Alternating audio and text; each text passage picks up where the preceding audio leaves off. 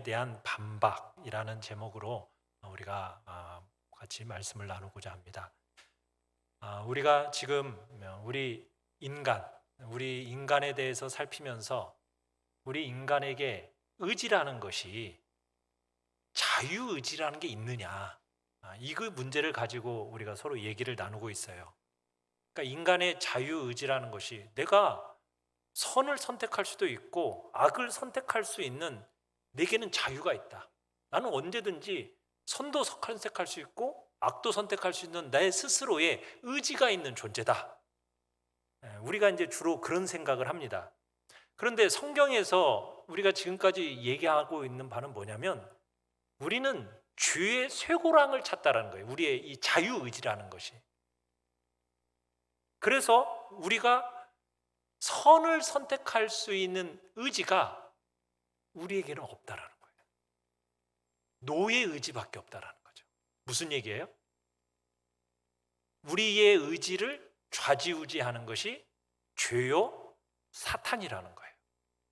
그래서 이 죄와 사탄이 우리를 이끄는 대로 악과 죄를 향해서 갈 수밖에 없는 존재다. 노예 의지를 가진 존재다. 이게 지금 우리가 우리 인간에 대해서 타락한 우리의 인간이 그런 부패성으로 이런 존재가 되었다라는 것을 지금 계속해서 성경에서 얘기하는데, 이런 얘기를 들으면 여러분들 어떠세요? 좀 불만이 생기지 않으세요? 내가 그럼 뭐야? 나 그렇게 나쁜 놈 아닌데 왜 자꾸 나를 나쁜 놈으로 몰아가는 거야? 왜 성경은 이러는 거야? 이게 이제 우리의 불만사항이 생기거든요. 쇠고랑을 찬 이 인간의 자유의지라는 것이 결국 필연적으로 죄를 지을 수밖에 없고, 그리고 우리는 결국 그 죄라는 것도 내가 자발적으로 죄를 짓는다고 하는데, 이게 이제 굉장히 우리의 마음에 불편함을 일으킨다는 얘기입니다. 그래서 이 성경의 가르침에 대해서 차마 동의가 잘 안 돼요. 자, 그런데 여러분, 이 부분에 대해서 기독교 강요에 있는 칼빈은 계속 강조하면서 그 부분을 주장을 합니다. 왜 그러느냐면 인간이 전적으로 타락하고 부패한 노예의지를 가진 존재이기 때문에 결국에는 하나님의 은혜가 필요할 수밖에 없다라는 것을 강조하기 위해서 이 부분을 지금 가고 있어요. 자, 우리 제1절 같이 한번 보겠습니다. 제1절은 첫째 종류의 말장난입니다. 이제 우리가 보는 것은 이게 다른 사람들이 반론하는 말장난의 이야기를 우리가 이제 한번 살펴보면서 말씀으로 그걸 이제 하나씩 이제 증명해 가는 겁니다. 자, 같이 한번 읽어보죠. 시작. 상식적으로 생각해 보아도 자유의지가 다만 죄의 노예 상태에 있다라는 것은 말이 안 된다. 그러니까 상식적으로 생각해봐도 자유의지가 죄의 노예 상태라고? 이건 말이 안 된다라고 이제 사람들이 주장하는 겁니다. 자, 그러면은 이 상식적이라는 게 뭐냐? 자, 1번 같이 한번 읽어보겠습니다. 시작. 만일 죄가 필연의 문제라면 그건 죄가 될 수 없고, 죄가 자발적인 것이라면 얼마든지 피할 수 있는 것이 아니냐. 무슨 말인지 이해가 되세요? 죄가 필연적인 것이라면, 필연의 문제라면 어떻게 그게 죄냐? 그리고 내가 자발적으로 죄를 짓는다라고 한다면 그 죄를 내가 피할 수 있는 것도 아니냐?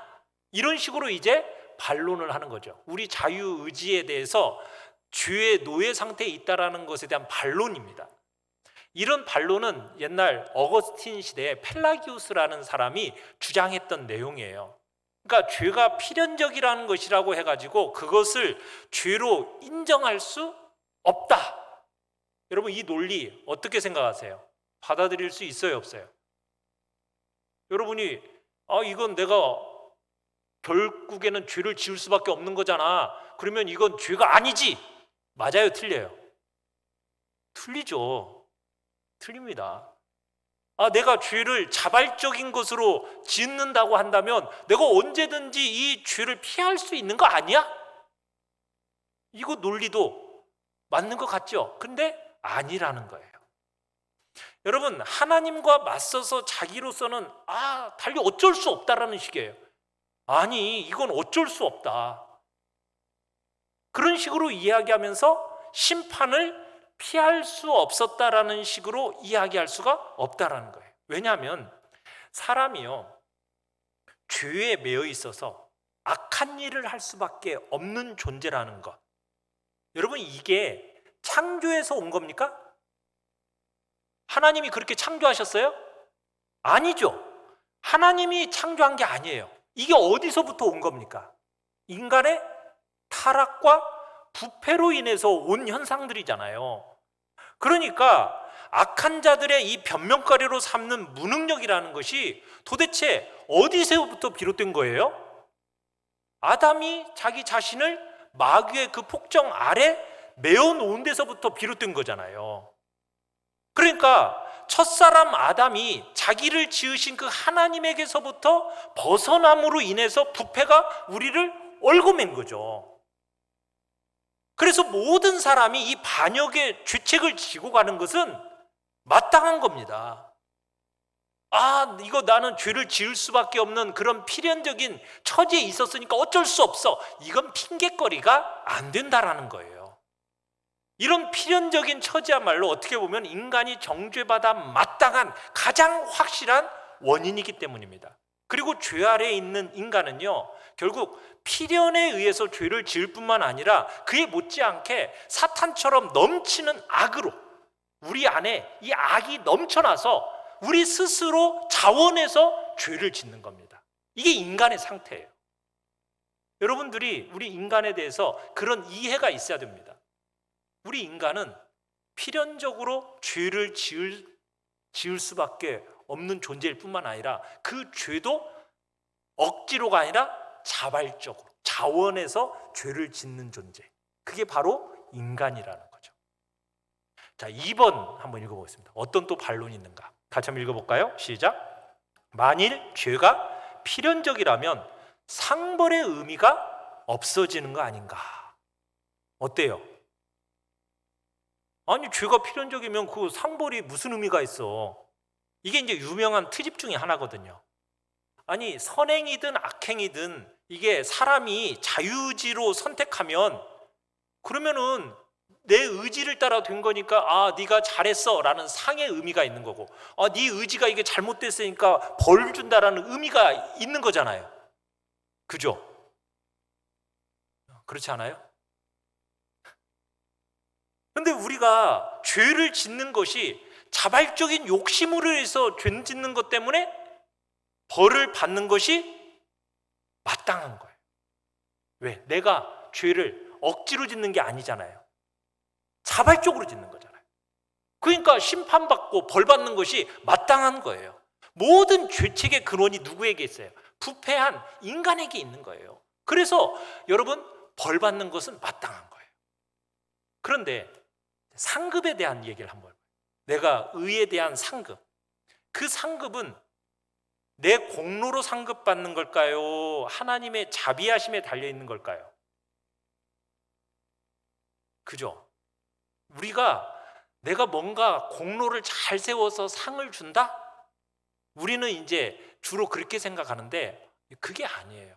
어거스틴이 이런 표현을 자주 사용했어요. 뭐냐면 하나님은 우리의 공로에 대해서 상을 주시는 것이 아니라 그 자신의 은사들에 대해서 상을 주시는 거다.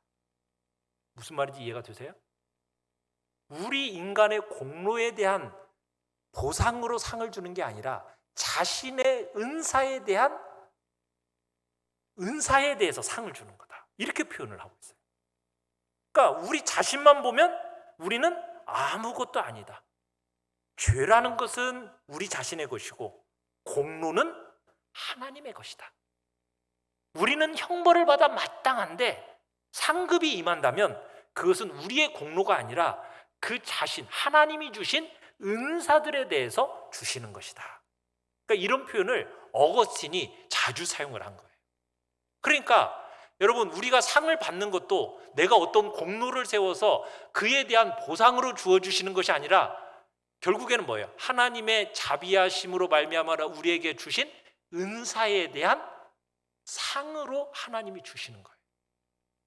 이해가 되세요? 그러니까 우리가 자랑할 게 있을 거예요, 없을까요? 자랑할 게 없는 거예요. 그러니까 로마서 8장 30절을 같이 한번 읽어볼까요? 시작. 미리 정하신 그들을 또한 부르시고 부르신 그들을 또한 의롭다 하시고 의롭다 하신 그들을 또한 영화롭게 하셨느니라. 자, 사도 바울의 이 가르침에 이렇게 의하면은 과연 신자들은 뭘 근거로 면류관을 상으로 받는가? 하나님의 긍휼하심으로 말미암아 우리가 택하심을 받았어요. 하나님의 긍휼하심으로 말미암아 우리가 부르심을 받은 거고요. 하나님의 긍휼하심으로 말미암아 우리가 의롭다 하심을 받게 된 거예요. 우리의 노력이 첨가가 됐어요, 안 됐어요? 노력 때문이 아니에요. 그래서 오늘 본문 고린도전서 4장 7절에서 그 얘기를 하고 있는 거예요. 다시 한번 이 앞에 화면을 보면서 한번 읽어볼까요? 시작. 내게 있는 것 중에 받지 아니하는 것이 무엇이냐? 내가 받았은즉 어찌하여 받지 아니한 것 같이 자랑하느냐? 여러분, 우리 것 중에, 우리 좋은 것 중에 받지 않은 것 있어요, 없어요? 다 누구로부터 받은 거예요? 다 하나님으로부터 받은 거예요. 여러분, 그러면은 우리가 자랑할 게 있어요, 없어요? 자랑할 게 없다라는 거예요. 그러니까 바울이 뭐냐면 우리의 공로에 대한 여지를요 남기지 않는 겁니다. 그러면서 우리 자유의지에서 모든 것을 다 빼앗아가 버리는 거예요. 그러니까 우리의 의지로 내가 뭔가 공로를 세워서, 여러분, 우리는 그거 하나님 앞에 내세울 거 하나도 없습니다. 다 무엇으로 말미암아 되는 거예요? 하나님의 자비로우심, 하나님의 너그러우심. 그것이 끝이 없어서 우리들에게 은혜를 베풀어 주셨기 때문에 그것들을 마치 우리 것인 양 하나님이 여겨주시니까, 내가 마치 그것을 덕을 쌓은 것처럼 하나님이 여겨주시니까, 여겨주시면서 우리에게 상을 베풀어 주시는 거지, 내가 내 의지를 발동해 가지고 내가 선을 행하고 덕을 행하고 내가 공로를 세워서 하나님 앞에 상을 받을 만한 내가 자격을 갖춘 존재냐? 아니라는 거예요. 모든 것이 하나님의 긍휼과 자비하심 속에서, 너그러우심 속에서 하나님의 은혜로 주어졌기 때문에 이 모든 것들을 마치 내 것인 양 여겨주시면서 주시는 상이라는 거. 그러니까 여러분, 이것을 우리가 잘 기억해야 돼요. 3번 같이 한번 읽어보겠습니다. 3번 시작. 만일 죄가 필연적이라면 선악의 구별이 사라질 것이다. 그러니까 이런 말인 거죠. 아니, 죄가 뭐 필연적이라고 하면, 우리가 죄를 그냥 필연적으로 지을 수밖에 없다면 선과 악이라는 구별이 뭐가 필요하냐는 거예요. 그거 사라지는 거 아니냐는 거예요. 우리의 의지라는 것이 선을 선택할 능력이 없다면 어차피 같은 본성을 가진 우리들끼리 다 모두 다 악하기만 할 텐데, 그거 가지고 뭐 선악의 구별을 할 필요가 뭐가 있느냐, 이렇게 주장하는 거죠. 여러분, 바울은 우리에게 끊임없이 얘기하는 게 뭐예요? 우리는, 인간은 다 부패했다라는 거예요. 사악함에 넘겨졌다라는 거예요. 여러분, 이 사실 인정하시죠?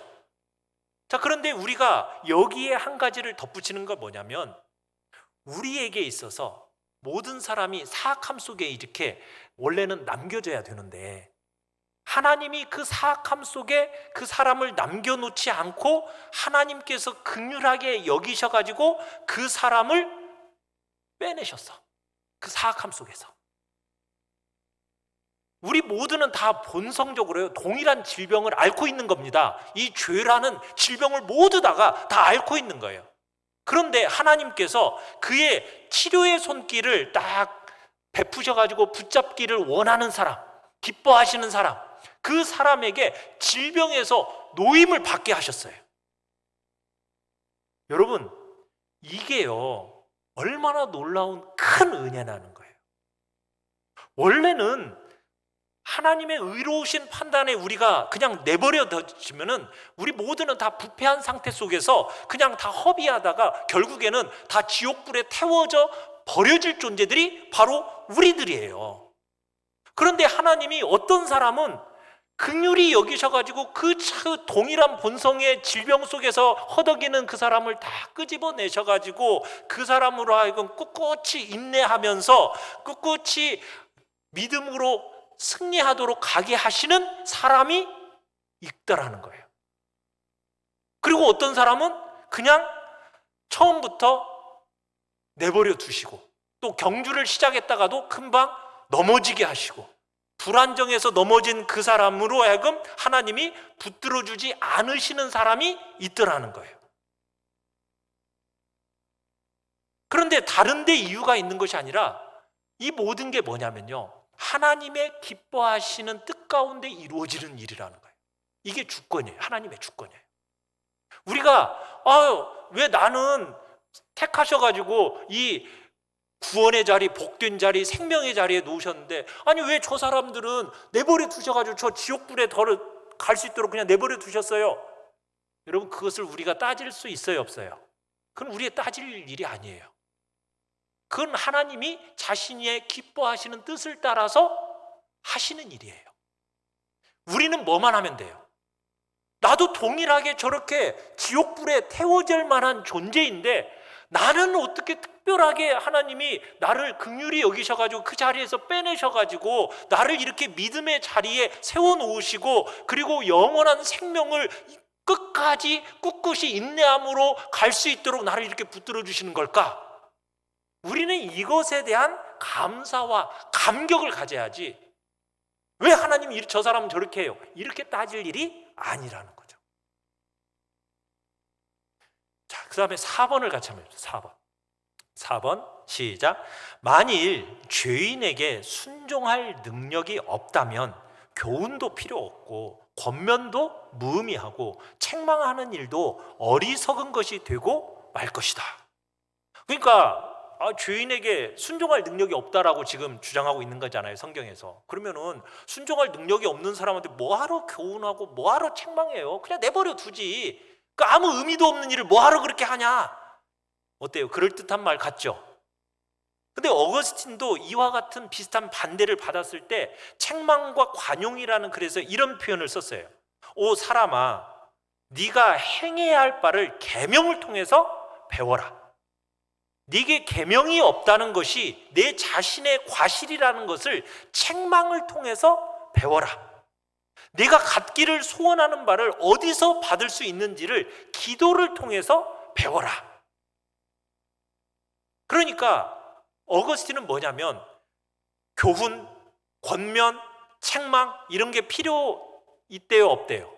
필요하다라는 거예요. 예수님도 동일하게 말씀하셨어요. 요한복음 15장 5절에서 나를 떠나서는 너희가 아무것도 할 수 없음이라 이렇게 말씀을 하셨어요. 자, 그러면은 주님을 떠나 있는 사람들, 악을 행하는 사람들, 그런 사람들에게 책망할 필요가 있어요, 없어요? 없는 것처럼 느껴지죠. 그러면 예수님이 책망을 했어요, 안 했어요? 그런 사람들에게 예수님은 책망하셨어요. 특별히 누가를 그렇게 신랄하게 비판하고 책망하셨죠? 바리새인과 사두개인들을 향해서 얼마나 신랄하게 책망하셨어요. 아무것도 할 수 없다라고 해서 내버려 두시는 것이 아니라 책망하고 권면하고 때로는 교훈하는 거 필요하다는 얘기예요. 바울이 고린도 교인들이 사랑을 가볍게 여기는 것에 대해서 엄중하게 책망을 해요. 그러면서 또 주님께서 그들에게 사랑을 주시기를 또 기도를 해요. 무슨 얘기예요? 책망이 필요 있어요, 없어요? 책망이 필요하다라는 거죠. 자, 로마서 9장 16절 우리 같이 한번 읽어봅시다. 시작. 그런즉 원하는 자로 말미암음도 아니요 다른 박질하는 자로 말미암음도 아니요 오직 긍휼히 여기시는 하나님으로 말미암음이니라. 자, 분명히 얘기하는 게 뭐예요? 내가 막 열심히 노력하고 내가 다른 박질하고 내가 노력한다고 되는 게 아니고 결국은 무엇으로 되는 거다? 하나님의 긍휼하심으로 되는 거다. 이렇게 얘기해 놓고서는 저 사람에게 꼭 내가 뭐 나쁜 말 안 해도 돼, 책망 안 해도 돼, 권면 안 해도 돼. 맞아요, 틀려요? 틀려요. 여전히 바울은 그렇지만 권면하라는 거예요. 경고하라는 거예요. 책망하라는 거예요. 자, 고린도전서 3장 7절에서 바울이 이런 얘기를 해요. 같이 한번 읽어볼까요? 시작. 심는 이나 물 주는 이는 아무것도 아니로되 오직 자라나게 하시는 이는 하나님 뿐이시니라. 자, 자라나게 하시는 분은 하나님이시니까 물줄 필요 없네, 네? 심을 필요 없네. 맞아요, 틀려요? 틀리죠. 심어야 되고 물 줘야 돼요. 자라나게 하시는 분은 하나님이시지만 여러분, 가르치고 권면하고 책망하는 일은 뭐 해야 돼요? 우리가 해야 할 일이라는 거예요. 사람을 변화시키는 데 있어서 이게 어떤 그 모든 일을 하나님이 하시지만 우리가 이 모든 일을 해야 할 일을 해야 된다는 것을 얘기하고 있는 거예요. 그래서 모세도 율법의 계명을 지켜야 한다라고 엄중히 경고하고요, 선지자들도요 범죄자들을 통렬하게 꾸짖고 그리고 경고하는 것을 보게 돼요. 그리고 선지자들이 그러면서 얘기하잖아요. 그 마음에 깨달음이 주어져야만 비로소 사람이 지혜를 얻게 된다, 이런 고백도 함께해요. 그러니까 여러분, 우리의 영혼을 새롭게 하시는 그 가르침이 효력을 발휘하게 만드는 일은 누가 하는 일이에요? 하나님이 친히 하시는 일이지만 우리는 뭐 해야 된다는 거예요? 교훈도 하고 권면도 하고 책망도 해야 되는 거예요. 필요 없는 일이 아니라는 거예요. 권면이 여러분 무슨 목적을 위해서 필요한 거냐면, 이 하나님 앞에서의 어떤 충고하고 권면을 듣잖아요. 그러면은 이 악한 사람들도 양심에 찔려요. 그러면 양심에 찔림을 받고 압박을 받아요. 그러면 그 불경건한 자들이 완악한 마음으로 그 권면을 거부하잖아요. 그러면은 그 권면이 어디에서 이 사람을 공격을 한지 아세요? 하나님의 심판대 앞에서 그 권면들이 증언을 하는 거예요. 대적하면서. 분명히 이렇게 말을 했고 이런 권면을 했고 교훈을 했는데 이 사람이 이 말을 듣지 않았습니다 라는 그런 증언을 하나님의 심판대 앞에서 이 교훈과 권면과 책망이 한다라는 거예요. 경건한 자들에게는 이 교훈과 권면과 책망이 특별한 가치를 지녀요. 마치 말씀의 권면이라는 것은 성령의 손에 들린 칼과 같은 역할을 하는 겁니다. 그래서 이 말씀의 권면이 성령께서 신자들 속에서 은총으로 역사하시는 효과적인 도구가 되는 거예요. 그래서 여러분, 권면하셔야 되는 거예요. 책망하셔야 되는 거고 교훈하셔야 되는 거예요.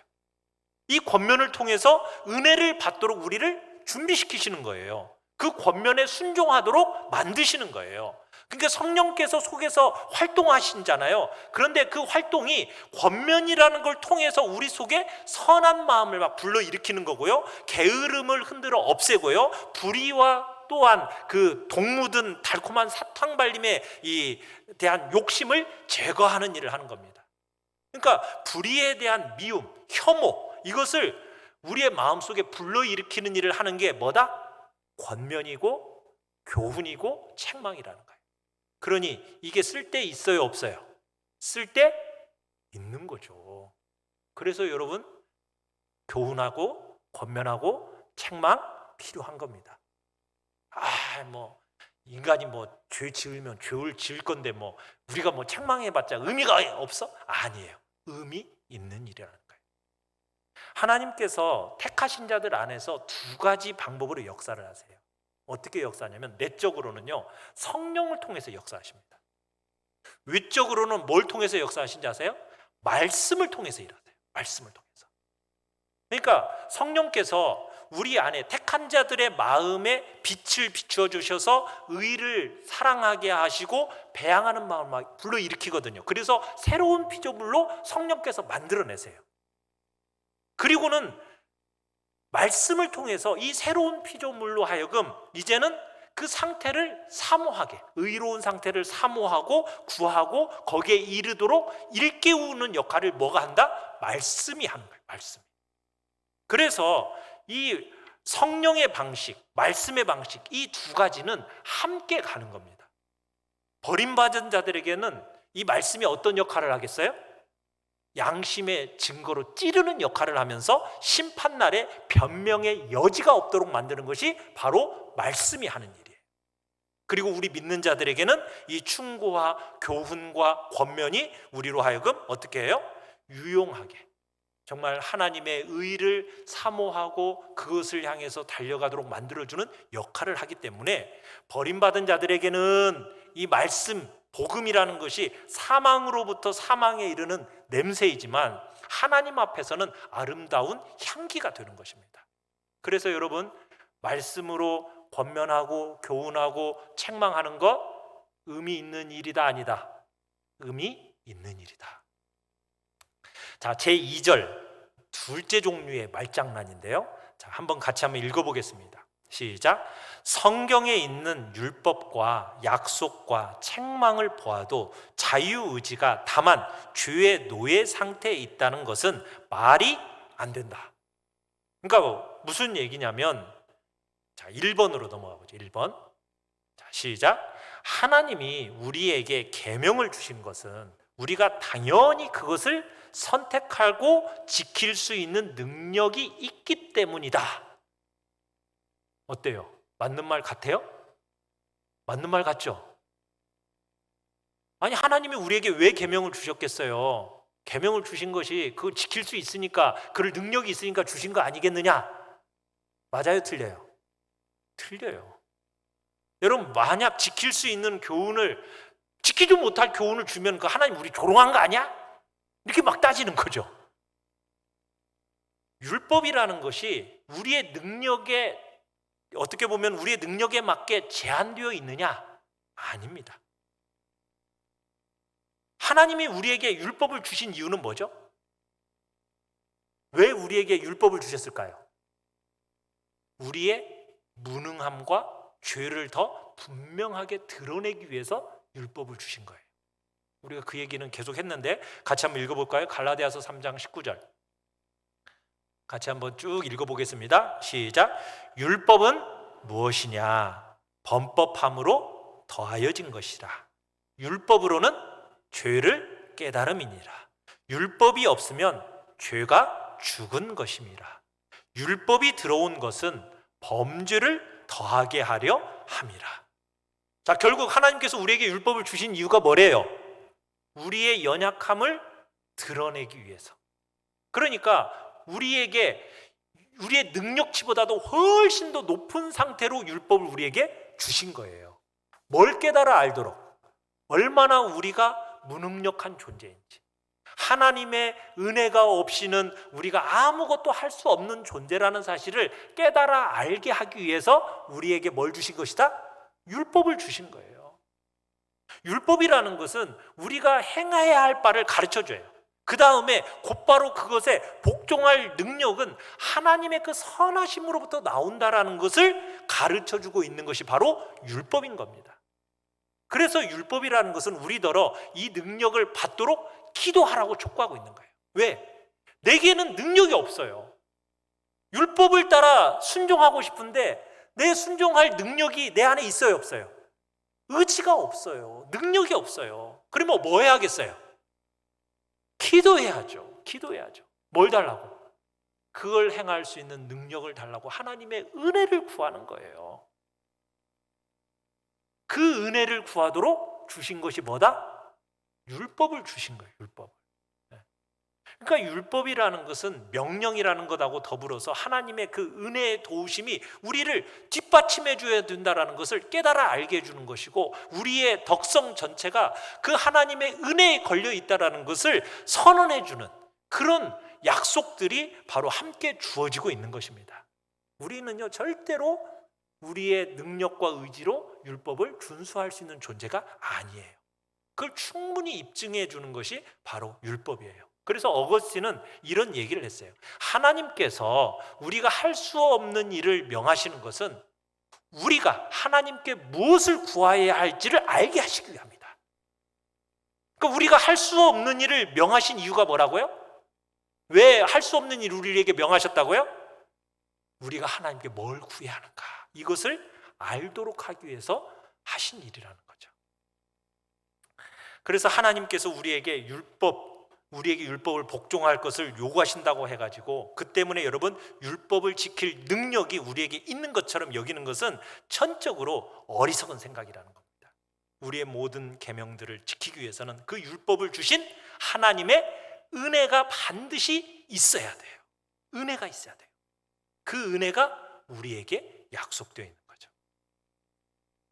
자, 2번으로 넘어가 봅시다. 2번. 자, 2번 시작. 하나님이 우리에게 약속을 주신 것과 우리를 책망하신 것을 보면 우리에게 의지의 자유가 있다는 증거를 알게 된다.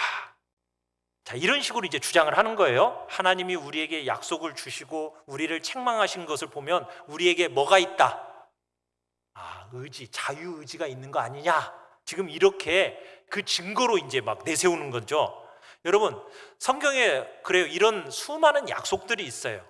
마치 우리 마음대로 그걸 선택할 수 있는 것처럼 성경 말씀들이 그렇게 표현이 되어 있어요. 마치 이런 거, 예를 들면 아모스 5장 14절 같은 말씀인데요. 같이 한번 읽어볼까요? 시작. 너희는 살려면 선을 구하고 악을 구하지 말지어다. 마치 뭐와 같아요? 살려면 선을 어떻게 해라? 구해라. 악을 구하지 말고 선을 구해라. 그럼 이건 마치 우리가 뭐 할 수 있는 것처럼 느껴져요. 내가 선을 구할 수 있는 능력이 있구나, 이럴 것처럼 느껴지죠. 또 이사야 1장 19절 20절 같이 한번 읽어볼까요? 시작. 너희가 즐겨 순종하면 땅의 아름다운 소산을 먹을 것이요 너희가 거절하여 배반하면 칼에 삼켜지리라. 여호와의 입에 말씀이니라. 자, 이런 약속의 말씀들을 딱 보면은 마치 내가 축복들을 얻거나 거부하는 것이 마치 누구의 능력인 것처럼 생각이 돼요. 내 능력인 것처럼 생각이 되잖아요. 내 의지를 향해서 하나님이 이 말씀으로 제시하는 것처럼 생각이 되잖아요. 그러니까 만약 이게 내 능력도 안 되면서 이런 식으로 약속을 한다면 마치 나를 조롱하는 거 아니냐, 이건 모순이다, 이런 약속을 주는 것 자체가 모순이다, 이렇게 말하고 생각을 한다는 거예요. 그런데 하나님께서는 분명히 우리가 철저히 무능력한다는 것을 아시면서도요, 그러면서도 우리더러 이 축복을 받을 만한 그 공로를 세우라고 초청하시는 것처럼 느껴지는데, 여러분, 이것은 우리를 잔인하게 속이시는 것은 아니에요. 하나님께서 계명들을 통해서 뭘 하시기 위한 거냐면 불경건한 자들의 마음의 그 양심을 찌르는 거예요. 불경건한 자들의 그 양심을 찔러가지고 하나님의 심판을 망각한 채 죄 가운데서 마음대로 편안하게 지내지 못하도록 하기 위해서 이런 말씀들을 주시는 거예요. 이런 말씀을 안 주면은 사람이 어떻게 살아요? 죄를 지으면서도 편안하게 살아버리는 거예요. 그러니까 하나님은 그 편안한 가운데, 죄 가운데 살지 못하도록 하기 위해서 이런 말씀들을 주시면서 심판을 기억하도록 하기 위해서 이런 말씀을 주신다는 거예요. 신자들에게는 왜 이런 말씀을 주시는 거겠어요? 우리로 하여금 하나님의 은혜를 사모하도록, 온갖 방법으로 어쨌든 우리들을 감동시켜서 아름다운 것을 사모하고 그 계명으로 이끄시기 위해서 이런 말씀들을 주시는 거지, 우리에게 어떤 능력과 의지가 있어서 이것을 행할 수 있기 때문에 주신 약속이고 말씀은 아니라는 거예요. 자, 지금 끊임없이 얘기하는 바가 뭐예요? 우리의 의지와 우리의 능력은 어떻다? 선을 행할 수 있다, 없다? 없다. 우리가 할 수 있는 건 뭐밖에 없더라? 죄를 지은 수밖에 없는 존재더라. 그런데 우리에게 이런 말씀들을 주시는 이유는 뭐더라? 하나님의 은혜를 사모하라고. 지금 그 얘기를요 끊임없이 반복하고 있는 거예요. 자, 제3절을 한번 읽어봅시다. 제3절, 셋째 종류의 이제 말장난인데요, 같이 한번 읽어볼까요? 시작. 성경에 특별한 몇 구절을 보더라도 자유의지가 다만 죄의 노예 상태에 있다는 것은 말이 안 된다. 이제 사람들이 이제 성경 특별한 몇 구절을 가지고는 자유의지가 죄의 노예 상태에 있다? 이건 말이 안 된다라는 걸 이제 자꾸 주장하는 거예요. 자, 어떤 말씀을 가지고 그러냐면요, 신명기 30장 11절로 14절 우리 같이 한번 읽어보겠습니다. 시작. 내가 오늘 내게 명령한 이 명령은 내게 어려운 것도 아니요 먼 것도 아니라 하늘에 있는 것이 아니니 오직 그 말씀이 내게 매우 가까워서 내 입에 있으며 내 마음에 있은즉 내가 이를 행할 수 있느니라. 자, 여러분, 이 말씀을 딱 들으면은 어떤 생각이 들어요? 내가 다 할 수 있구만. 하나님이 뭐 멀리 있는 것도 아니고 우리의 입에 가깝게 말씀을 주셔서 행할 수 있으니까 이런 말씀을 주신 거 아니겠어? 내게 자유의지가 능력이 있으니까 주신 거 아니겠어? 근데 여러분, 이 말씀이라는 것은 뭘 얘기하는 거냐면요, 언약을 담고 있는 복음에 대한 얘기예요. 복음. 그러니까 이 말씀은 사랑의 언약을 담고 있는 복음입니다. 그래서요, 너희 스스로의 힘으로 그 명령을 행하는 것이 아니라 그 명령을 행할 수 있는 은혜를 주시겠다라는 이야기가 이 말씀인 거예요. 왜 그러냐면, 여러분들이 이제 신명기 30장 이 앞절 30장의 6절로 가보면은 어떤 이야기가 있느냐면, 모세가 우리가 하나님을 사랑하기 위해서는 우리 마음이 하나님의 손에 의해서 할례를 받아야 된다는 얘기를 해요. 마음에 뭘 받아야 된다? 할례를 받아야 된다는 거예요. 누구로부터? 하나님에 의해서. 하나님에 의해서 할례를 받지 않으면은 우리가 하나님의 말씀을 행할 수 있어요, 없어요? 없다라는 거예요. 그래서 모세는 이 다음에 이 말씀을 주면서 율법을 지키는 이 능력은 사람의 힘에 있는 게 아니고 연약함 속에서 힘있게 자신의 일을 이루시는 성령의 도우심과 보호하심에 있는 거다, 이 말을 하기 위해서 이 우리가 금방 읽었던 말씀을 하고 있는 거예요. 그러니까 이 구절은요, 단순히 우리가 이 계명을 지칭하고 있는 게 아니라 복음의 약속을 가리키는 말씀이라는 거죠. 우리가 그 해석을 그렇게 해야 돼요.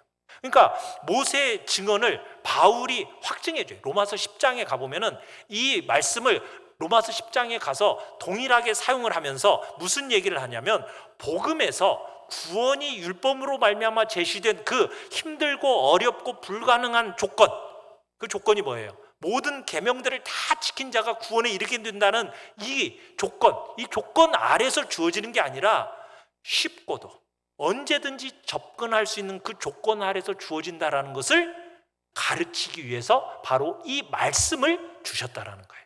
그래서 이 말씀은 우리 인간의 어떤 의지의 자유를 세우는데 아무런 가치가 없는 말이다. 여러분들이 이렇게 생각을 하셔야 돼요. 또 자유의지 옹호론자들이 성경과 사람의 말 속에서 흔히 습관적으로 하는 어법을 근거로 해가지고 이제 반론을 제기하는데, 이런 표현 우리가 쓰잖아요. 죄를 행하는 것이 우리가 행하는 것이듯이 거룩과 주님을 기쁘시게 하는 일도 우리가 행하는 거 아닐까? 그러니 그거 우리 거 아니야? 죄가 우리 거라면 우리가 행한 의도 우리 거 아니야? 이렇게 생각을 한다는 거예요. 이 부분에 대해서는, 그러니까 우리가 끊임없이, 우리 인간은 그런 것 같아요. 저도 참 이 부분을 가지고 고민을 굉장히 많이 했어요. 이 기독교 강요를 읽으면서, 그럼 인간은 도대체 뭐야? 내가 할 수 있는 거 아무것도 없네? 아무것도 할 수 없는 이 인간이라는 존재는 뭐 죄밖에 질 것이 없다고? 선이나 의라는 건 나는 아무것도 할 수 없는 존재라면 나는 도대체 뭐야? 이 고민을 정말 숱하게 한 것 같아요. 근데 이 부분을 확실하게 알고 말씀에 의해서 깨달아졌을 때 하나님의 은혜가 뭔지를 깨닫고요, 그 은혜에 대한 갈구가 생기더라고요. 기도가 나와요. 그 전에는 기도가 잘 안 나오는데 이것을 깊이 깨닫고 나면 기도가 나와. 왜? 은혜가 아니면은 살 수 없는 존재라는 처절함이 생기니까요. 지금 그래서 이 기독교 강요나 칼빈이, 그리고 우리 개혁주의자들이 그 부분을 계속 강조하는 거예요. 우리의 자유의지라는 것은 노예의지다. 선을 행할 수 없다. 우리가 행할 수 있는 것은 죄밖에 없다. 그러니 뭐가 필요하다? 하나님의 은혜가 필요하다. 그 은혜가 주어지기 위해서는 내가 뭐 해야 되겠더라? 기도해야 되겠더라. 기도하지 않고서는 나는 어떻게 갈 수밖에 없는 존재니까, 죄로 흘러가는 존재이니까 하나님의 은혜가 필요합니다. 불쌍히 여겨주세요. 긍휼히 여겨주세요. 이 기도밖에는 안 나오더라는 거예요. 여러분, 날마다 주기도문에서 우리가 하나님 앞에 일용할 양식을 구하잖아요. 그러면 여러분, 그 일용할 양식은 누가 주시는 거예요? 하나님이 주시는 거죠. 그러면 그 일용할 양식은 누구 거예요? 하나님의 것이죠. 하나님이 주시니까 하나님 것이잖아요. 자, 그런데 하나님이 주시지만 내가 받았잖아요. 내가 받았으니 그건 또 누구 거예요? 내 거잖아요. 이해가 되세요? 무슨 말인지 이해가 돼요? 네. 본래는 우리 게 아니잖아요. 하나님 건데 하나님이 자비하심으로 값없이 우리에게 주셨어요. 주셨으니까 또 그게 누구 것이 돼? 우리 것이 되는 거예요. 그러니까 선행이라는 것도 마찬가지라는 거예요.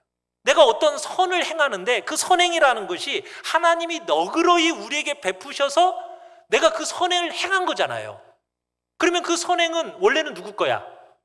하나님이 은혜로 주신 거니까 하나님 건데 그 선을 행한 것을 또 내가 행했으니까, 내 의지로 행했으니까 또 하나님이 뭐라고 하시는 거예요? 내 거다, 네 거다 라고 여겨 주신다라는 거죠. 참 어렵죠? 말장나는 것 같아요? 여러분, 결심하는 것은, 어거스틴이 이런 말을 했어요. 결심하는 것은 본성에 속하고 바르게 결심하는 것은 은혜에 속하는 거다. 내가 뭔가 결심하는 것은 내 본성이 하는 건데 바르게 결심하는 거 있죠? 그건 뭐에 속한 거다? 은혜에 속한 거다. 은혜가 의지를 파괴시키는 게 아니라 오히려 의지를 회복시킨다. 이렇게 이제 어거스틴이 말을 했어요. 이 말은 진짜 맞는 말이에요.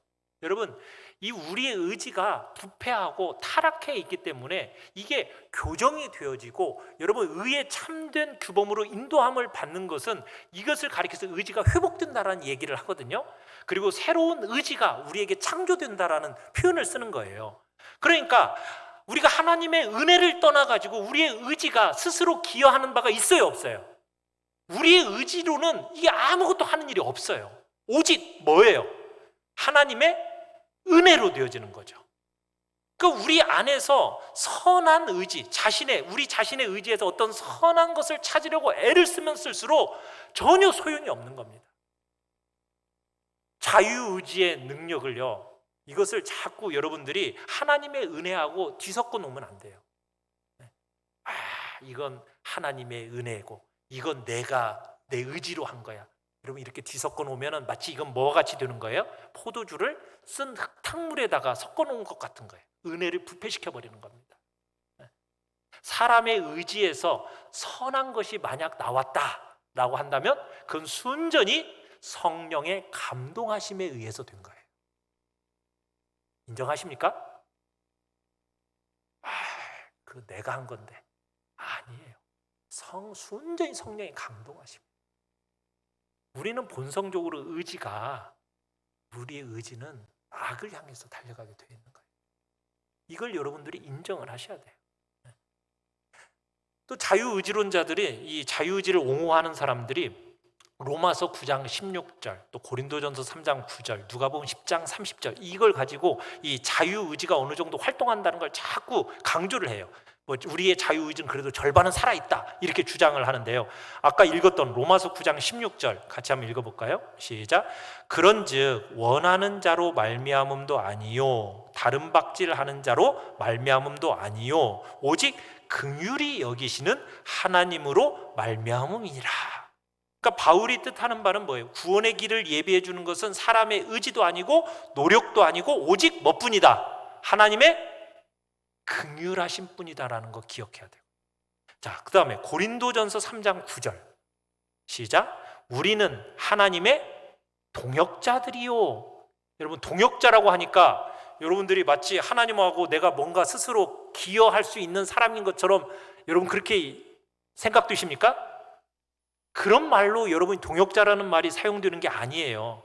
하나님께서 우리 인간들을 변화시키셔서 그 능력을 부여해 주시고 필요한 은사를 베푸신 후에 그들의 사역을 사용하시는 거죠. 그러면서 동역이다라는 표현을 쓰시는 거예요. 그러니 참 우리를 향해서 얼마나 배려가 깊으신 겁니까? 하나님이 다 해놓고 누가 했다고 그러는 거예요? 네가 했다. 이게 하나님이 우리에게 베푸신 은혜예요. 누가복음 10장 30절에 가보면은 선한 사마리아인의 비유가 나오는데, 이 어떤 사람이 여리고길을 내려가다가 어때요? 강도 만나가지고 거반 죽게 되었다고 그러잖아요. 그러니까는 그 표현을 가지고, 이 비유를 가지고 뭐라고 얘기하냐면 다 죽은 건 아니다. 거반 죽은 거지 다 죽은 건 아니다. 그러니까 죄와 마귀가 아무리 사람의 모습을 일그러지게 만들었어도 그래도 약탈할 거 다 약탈한 것 같지만 그래도 약간은 남아있다. 그러면서 이 풍요법을 가지고, 이 비유를 가지고 우리 인간이 아직도 뭔가 의지의 자유로움이 남아있다라는 것처럼 자꾸 강조하는 사람들이 있어요. 여러분, 그런 식으로 성경을 해석하면 돼야 안 돼요? 비유를 가지고 그런 식으로 하면 안 돼요. 어떤 알레고리적인 해석으로 여러분 성경의 규범으로 정해진 한계를 이렇게 넘어서는 일은 해서는 안 되는 겁니다. 그런 식으로 교리를 세우는 근거로 삼아서는 안 되는 거예요. 우리는 하나님의 구속의 말씀에서 정확하게 뭐라고 말했어요? 우리가 거반 죽었다라고 얘기했어요? 우리는 완전히 죽었다고 얘기해요? 에베소서 2장 5절에 가면 뭐라고 해요? 우리는 허물로 죽은 우리를 살리셨도다, 이렇게 되어 있잖아요. 그러니까 우리는 어떤 상태라는 거예요? 다 죽은 상태라는 거예요. 우리 인간은 지성으로부터 시작해가지고 하나님의 의로부터 완전히 다 분리되어져 버렸어요. 불경하고 사악하고 추하고 불순하고 부끄러운 것들만 생각하고 바라고 행하는 것이 바로 우리 인간이라는 거예요. 우리 마음은요, 죄의 독 속에 너무 찌들어 있기 때문에 우리의 호흡에서 나오는 것은 다 지독한 악취밖에 없다. 이게 성경의 얘기예요. 혹시나 간혹 언뜻 선한 모습들이 보여진다. 여러분, 그건 다 하나님의 은혜로 가끔씩 긍휼히 베푸셔서 선이 나타나는 거지, 우리에게는 선이라는 것이 없다라는 것, 우리는 내적인 사악함으로 꽁꽁 묶여 있다라는 것들을 여러분들이 기억하셔야 돼요. 아유, 왜 이렇게까지 그냥 우리를 죽여놓습니까? 자유의지가 없다고 왜 이렇게 죽여놔요? 왜 이렇게 강조해요? 왜 우리 안에 그렇게 선이 아무것도 없다고, 오직 부패함으로만 가득 차서 이 호흡조차도 다 악취만 나온다고, 지독한 악취만 나온다고 왜 그렇게 얘기하는 거예요? 왜 그래요? 오직 하나님의 은혜가 은혜되게 하기 위해서 그런 거예요. 은혜가 은혜되게 하기 위해서. 내 안에서 역사하시는 이는 뭐다? 오직 성령님만이 역사하시도록 하기 위해서 지금 이 얘기를 하는 거예요. 그럴 때 우리 안에 참된 안식이 있습니다. 내 안에 오직 하나님의 참된 은혜의 역사, 이것만 우리 안에 일어나게 되는 거예요. 내가 온전히 죽어질 때 하나님께서 역사하시기 때문에, 그리고 매일 매순간 하나님의 성령의 은혜를 사모하기 때문에, 그래서 끊임없이 우리의 의지는 죽은 존재예요. 노예 의지요. 우리는 악으로 기울어지는 그런 연약한 존재라는 사실을 끊임없이 기억하고, 그리고 하나님 앞에서 우리 자신을 그대로 인정하고 고백해야 된다는 거예요. 사랑하는 성도 여러분, 여러분은 정말 나는 죄를 지을 수밖에 없는 필연적인 자리에 있고, 죄를 지을 뿐만 아니라 사탄의 그 넘치는 악이 내 안에 있어서 나는 자원해서 죄를 지을 수밖에 없는 존재라는 거 여러분 인정하세요? 내 안에 어떤 선도 없고 내 안에 오직 부패함으로 가득 차서 내 호흡에서 나오는 것은 지독한 악취밖에 없다라는 것을 여러분들은 고백하시냐고요. 그런 부패한 상태 속에 있는 나를 하나님이 긍휼히 여기셔서 정말 태워지고 버려지고 말 그런 인생을 하나님이 그 능력으로 붙들어 주셔서 내게 새로운 생명을 주시고, 그리고 내 안에서 성령의 역사하심으로 이제는 내가 선을 행하는 자리로 나아가게 하신 것이 얼마나 큰 은혜인지 여러분들은 그것을 믿고 고백하십니까? 이 고백이 여러분 안에서 나와야 돼요. 그러면은 내가 뭔가 선을 하고 내가 뭔가 덕을 쌓았어요. 그럼 그게 자랑할 게 있어요, 없어요? 자랑할 것이 전혀 없다라는 것을 우리가 인정하면서 전부 다 하나님이 하신 일입니다. 하나님 홀로 영광 받으세요. 제가 할 수 있는 일이라는 거는 저를 그냥 긍휼하심과 자비하심 속에서 내버려둔 채 나를 그냥 내버려뒀으면 나는 그냥 죄 가운데 흘러서 결국 태워지고 버려질 존재였는데, 하나님이 나를 긍휼히 여기셔서 붙들어 주셨고 내 안에 선을 주시고 내 안에 능력을 주시고 성령을 주시고 내 안에 이런 착한 마음을 주셔서 선을 행할 수 있게 하셨으니 하나님의 은혜입니다. 감사합니다. 감격합니다. 이런 마음이 우리 안에 있어야 된다는 겁니다. 사랑하는 성도 여러분, 하나님의 은혜가 없이는 우리는 아무것도 할 수 없는 존재라는 사실을 인정하시길 바랍니다. 그러니 매일 매순간 뭐 할 수밖에 없는 존재예요? 엎드려 기도할 수밖에 없는 존재라는 것을 기억하시고 매일같이 성령의 은혜를 사모하며 기도하는 복된 자리에 여러분 자신들을 끊임없이 나아가기를 간절히 축원합니다.